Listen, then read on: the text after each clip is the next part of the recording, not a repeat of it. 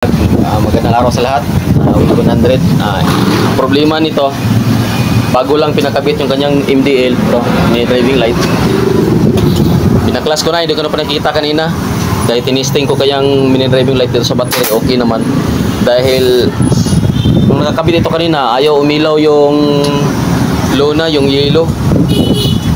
Tinisting ko naman, dinayari ko sa battery, okay naman. So, may gagawin tayo dito.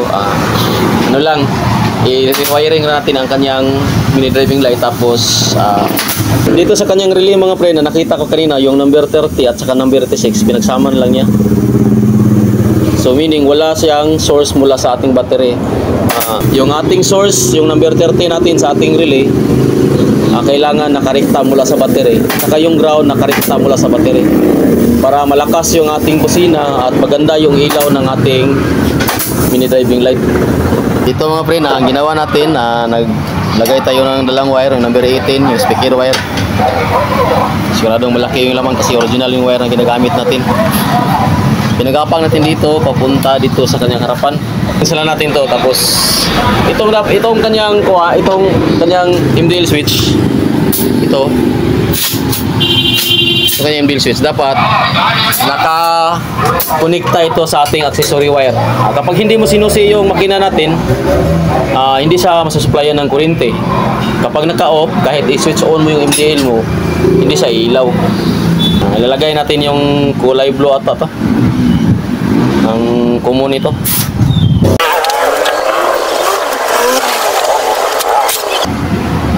Palagi pa rin nakailaw kahit naka-switch off yung susian. Off natin. Ilaw. Ito yung reklamo na mayari kasi kahit naka-off, pinaglalaroan daw ng mga bata yung kanyang MDL. Pagbalik niya, nakailaw na yung kanyang MDL. Hindi niya alam bakit nakailaw. Ito ay kukorek natin to. Ito mga friend. Kasi dapat itong pula, dito yan sa pula. Nakatap. Dito nila itinap sa may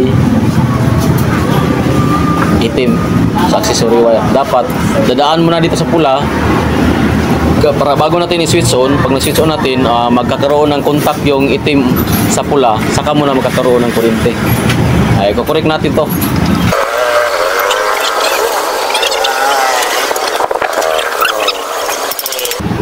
Tinama ko yung kanyang wiring. Ito pala mga pre, naka 4-pin CDI na. Siguro ang nagkabit nito noong una, hindi niya alam kung anong CDI yung ginagamit. Kala niya naka-stock CDI pa rin. Dito sa wire ng kanyang susian, may 4 na wire ito.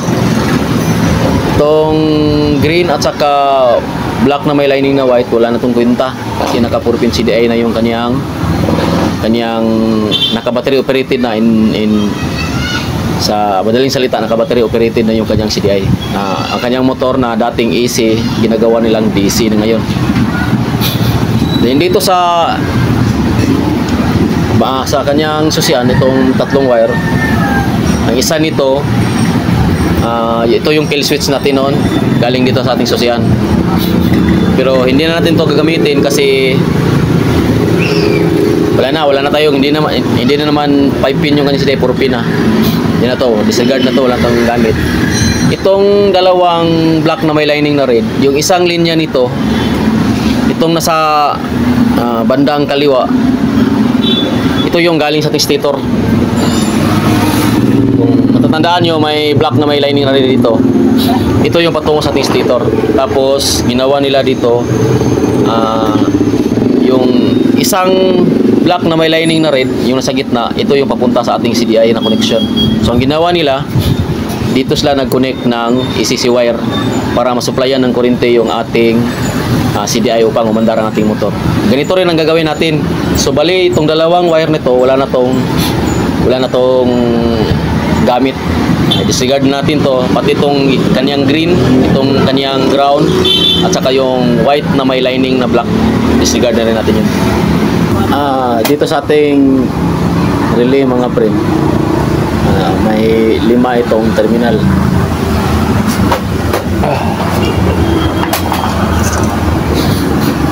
Sa mga hindi pa nakakaalam, ito ang function niya. Itong number 30, ito yung supply na galing sa ating battery. Itong number 85, trigger to. Kailangan to mapasukan ng kuryente para matrigger yung ating relay para mag-function yung ating number 87. Diba, may dalawang 87, 87A at 87. Yung gagamitin natin yung 87 lang. Yung 87 lang, huwag na yung 87A. At saka ito number 35, yung ground. Dito sa ginawa natin sa ating relay,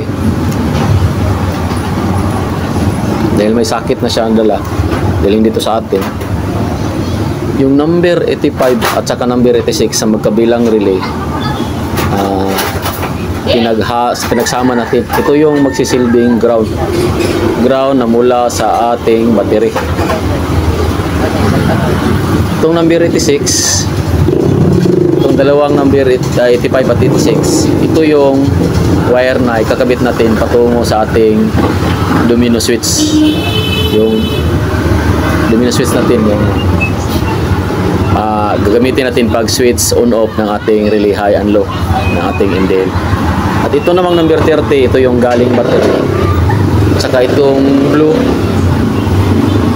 ito nasa ibabaw, yung number 37, ito yung magsusupply ng kuryente sa ating mini driving light high and low. Na-recap ko lang ating ginawa mga friend. Itong number 30 galing sa battery. Itong number 86 at saka 85 galing ito sa 86 dito sa kabila at 85 ito sa kabila. Galing dinugtong natin sa ating domino switch. Tsaka itong number 85 at saka 86 na pinagdugtong natin, dinugtong natin kasama sa ground ng ating MDL. Talagyan na natin ng fuse yung ating positive line. Ito lang ginawa natin, horn terminal, tapos fuse. Nakonekta na rin yung ating ground sa ating positive.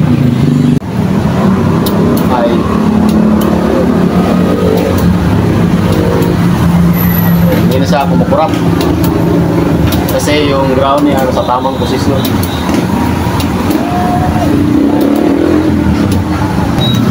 Ay, hindi. Lolo. Good siya.